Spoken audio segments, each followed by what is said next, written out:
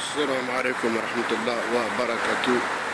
Bonjour à toutes et à tous mes chers frères et sœurs. Bienvenue sur le 2.0.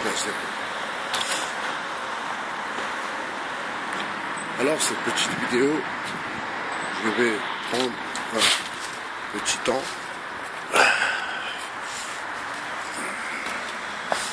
à me poser au calme.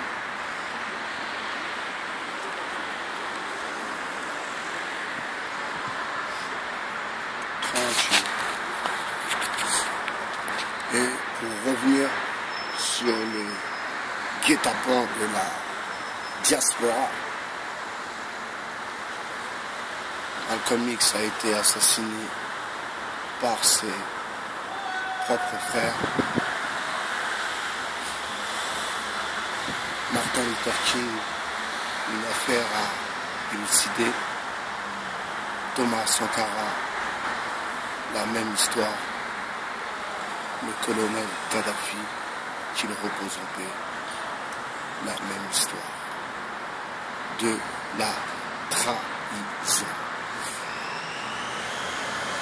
Alors vous voyez tous ces nouveaux journaux qui font partie de la bobostance, moi je les appelle les bobois, ces rebeux renois qui veulent imiter les bobos. Alors avant d'imiter les bobos, sois déjà toi-même, ça te facilitera la tâche. Eh bien, ils ont trahi Gucci. Alors, vous le savez, j'ai fait quelques vidéos sur la LDNA sans remettre une fois en question leur combat, que je comprends et auquel j'adhère aussi. Ensuite, l'art et la manière, c'est encore une autre histoire. Mais là, vous voyez que Gucci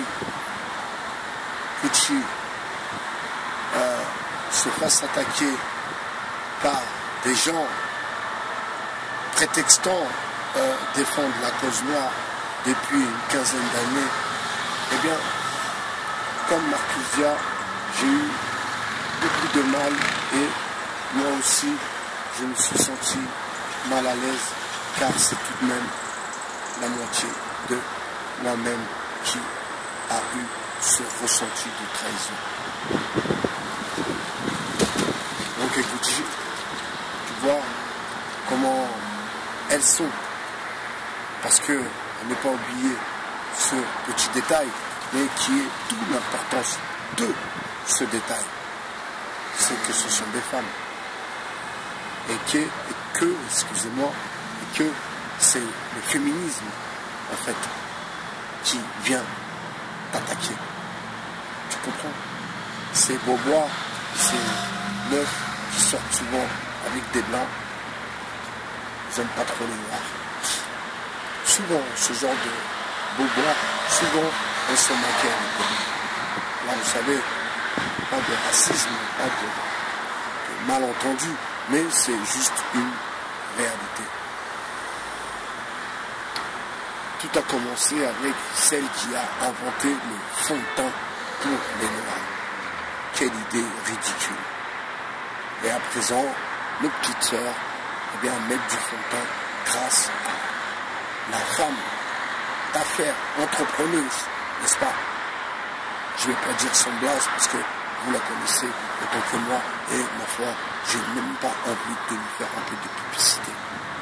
Mais là, pour le coup, c'est le féminisme et c'est aussi ces grands groupes de presse qui appartiennent au même.